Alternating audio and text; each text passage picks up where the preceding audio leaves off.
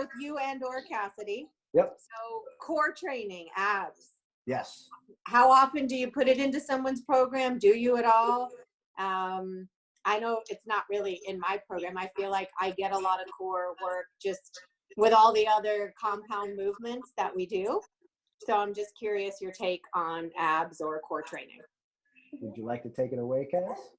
Yeah, sure. Okay. So with a lot of my clients, I use core training more so as like a pre-lift activation technique. So for example, if you're doing like heavy squats or heavy deadlifts, obviously you have to brace. And a lot of people have issues with learning how to brace or learning how to breathe. So I'll program in maybe some banded dead bugs, some banded bird dogs, things like that, that we can really focus on core activation prior to lifting, so that way you're lifting safely and you're essentially getting more out of the lift and you're more stable throughout the lift. Obviously, if you're a physique competitor, you know, like training abs is important too, because even, you know, if you're dieting, getting lean, you still have to have some sort of muscle there. So depending on the person, if genetically they, you know, they have like amazing abs all the time regardless, maybe they'll train abs just like 2 exercises a week. If there's someone that needs a little bit more core work, you can maybe program it in, you know, 3-4 times a week. But I wouldn't do like super high amount of volume in one training session because a lot of times when your abdominals fatigue, you can start using a lot of your spine. So I tend to more so like increase the frequency that rather than have like someone just train abs for an hour, like, you know. So there's different ways you can go about it, but it's more so, like I said, what your goals are. If you're a physique client or if you're someone who generally just wants to get fit, and if you have a weak core versus you have a strong core, you just want to kind of build your abs a little bit. So individually dependent. If you feel like your core is really strong and you just want to add in some core work, maybe just do it 2 or 3 times a week, maybe like 2 exercises each session. You don't have to go crazy with it. So yeah, that's how I've done it with Will in the past. Thanks. Like I typically, but now that I'm not in the gym, I guess that's one thing. Like I'll use it in between exercises, some in and outs, or like you said, as a warm up, core activation before I start training. So I was just wondering how you fit it into your workouts. yeah, definitely.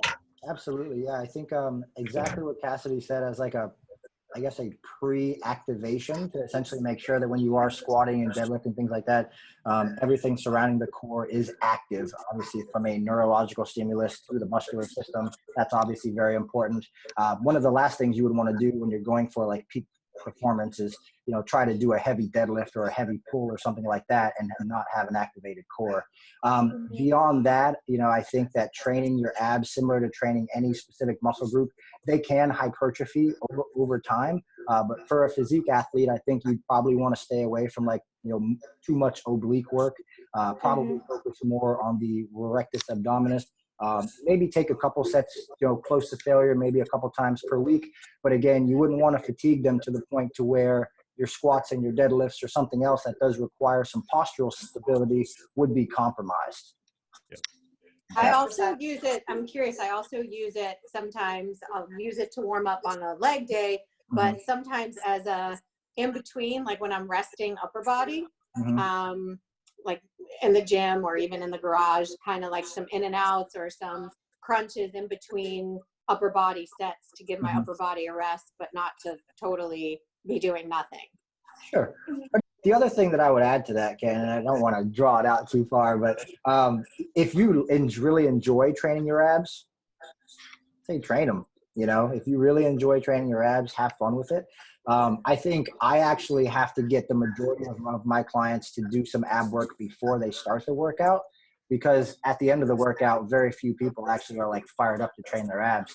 So whether it be like maybe before a leg day or even before an upper body day, if we can fit in like 3 sets or something like that on maybe like a decline crunch or some kind of leg raise or something like that after you've done your activations, I find that that typically helps preserve a lot of tissue integrity, specifically through a dieting phase.